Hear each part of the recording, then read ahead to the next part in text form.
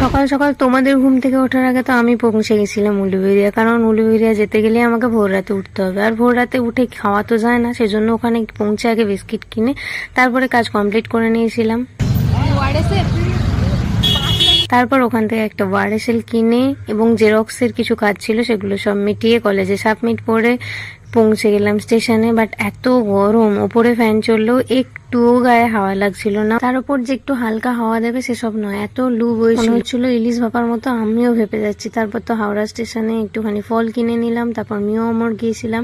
এই ক্যান্ডিগুলো দেখে আমার খুব পছন্দ হয়েছে। মিও অমর মানে আমাকে যদি কেউ জিজ্ঞাসা করে এক কথায়, তাহলে আমি বলবো রেড ভেলভেট, আমার এত ফেভারিট। কিন্তু তারপরেও সেদিনকে খেলাম না এত গরমের জন্য। বাড়ি এসে আগে হাত পা ধুয়ে ফ্রেশ হয়ে ভালো করে পেট ভরে একটু মুড়ি খেয়েছিলাম, কারণ সারাদিন সেরকম খাবার খাওয়া হয়নি। যাই হোক, আজকে মিনি ব্লগটা তোমাদের কেমন লাগলো অবশ্যই জানিও, আর যারা শেষ পর্যন্ত দেখলে তারা বলো তো আমি আজকে কোথায় গিয়েছিলাম। দেখা হবে নেক্সট ভিডিওতে, বাই।